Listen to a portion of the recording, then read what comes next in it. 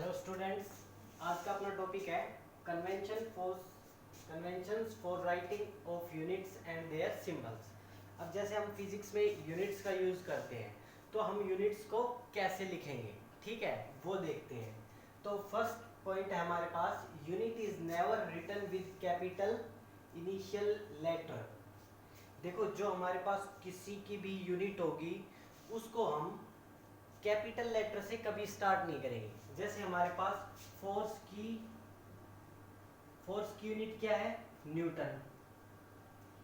Newton तो हम Newton कैसे लिखते हैं? ये कौन सा, यहाँ हम कैपिटल एन का यूज नहीं करते। क्या हमने न्यूटन को कभी ऐसे लिखे देखा है? एज ए यूनिट ऐसे लिखते हैं हम कभी न्यूटन को? हम न्यूटन को कभी भी ऐसे नहीं लिखते, क्योंकि फर्स्ट लेटर कैपिटल नहीं हो सकता अगर यूनिट की तरह यूज कर रहे हैं, ठीक है। तो एग्जाम्पल न्यूटन, ठीक है, जैसे वाट, जितनी भी यूनिट है, एम्पियर। तो हमें जो यूनिट है उसकी स्टार्टिंग हमेशा स्मॉल लेटर से करनी पड़ेगी, ठीक है। तो ये समझ गए, अगर किसी भी यूनिट की हम बात कर रहे हैं, ठीक है, चाहे वो साइंटिस्ट के नाम पर हो या किसी भी पर भी हो, ठीक है, उसको जब हम लिखेंगे पूरा तो उसका जो फर्स्ट लेटर वो स्मॉल ही रहेगा, ठीक है। न्यूटन, जैसे हमें लिखना है 5 न्यूटन, सो 5 न्यूटन, ठीक है। अगर पूरा लिखना है तो ऐसे ही लिखेंगे, क्योंकि ये लेटर कैपिटल नहीं होगा। अब सेकंड देखते हैं हम। Second is for unit named after a scientist the symbol is a capital letter. अब कहा गया है कि अगर किसी साइंटिस्ट के नाम पर यूनिट दी गई है, जैसे अपने पास साइंटिस्ट कौन है? न्यूटन, ठीक है। न्यूटन कौन है अपने पास? साइंटिस्ट। अगर उसके नाम पर कोई यूनिट दे रखी है, देखो फोर्स की जो यूनिट होती है वो क्या होती है? न्यूटन।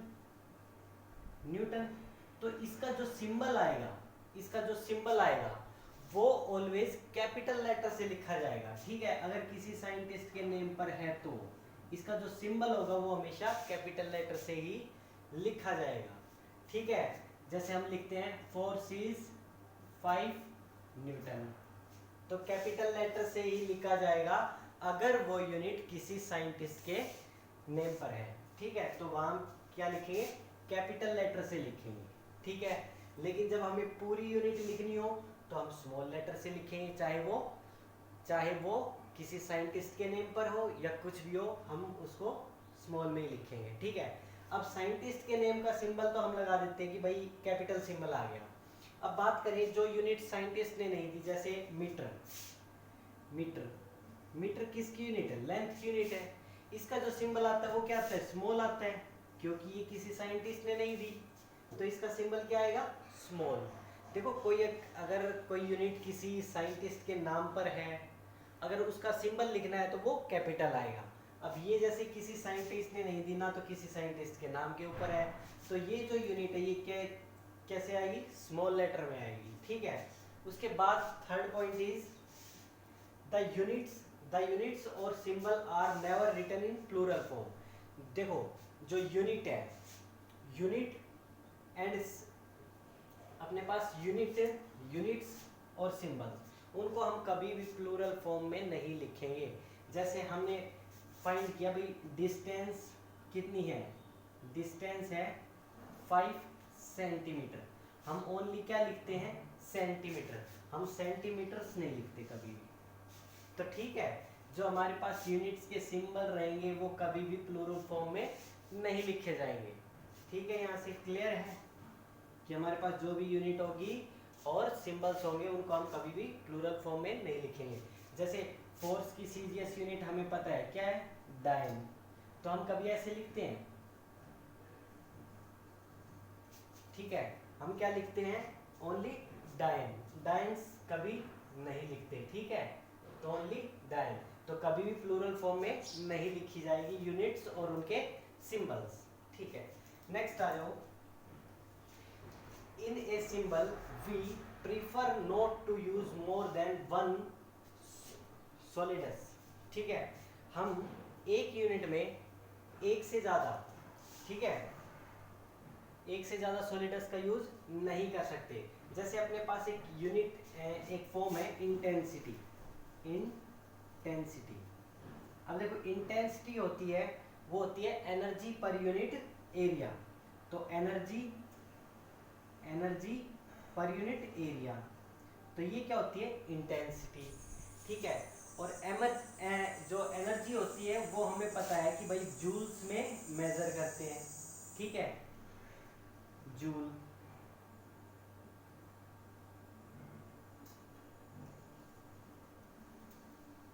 जूल, ठीक है। और एरिया को किस में मेजर करते हैं, देखो जो एनर्जी होती है वो जूल पर सेकंड होती है, जूल पर सेकंड, ठीक है।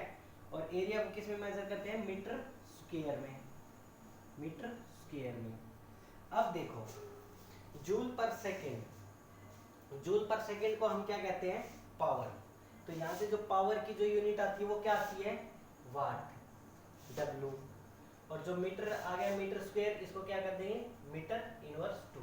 अब देखो ये तो हो गई watt, joule per second is power, तो हो गया वाट।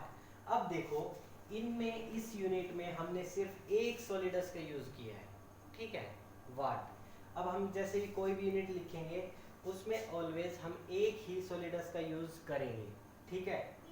नेक्स्ट आ जाओ, punctuation marks, example full stop are not written after the symbols. अब देखो ये पंक्चुएशन मार्क्स जितने भी होते हैं अपने, इनको हम क्या करते हैं कि जो अपनी यूनिट्स होती हैं उनके बाद कभी भी यूज नहीं करते, जैसे फुल स्टॉप वगैरह।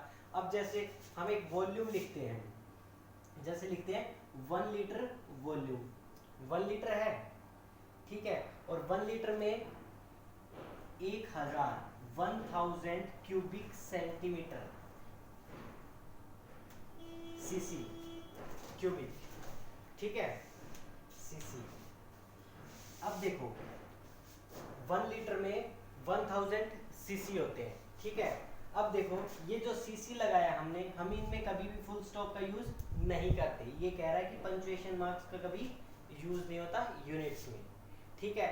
ये हमारे कुछ थे convention for writing of units and their symbols, ठीक है। अब इससे आगे हमारा नेक्स्ट चैप्टर स्टार्ट होगा जो मेजरमेंट से रिलेटेड है, ठीक है। इससे आगे हम अपना नेक्स्ट चैप्टर स्टार्ट करेंगे जो कि मेजरमेंट से रिलेटेड है।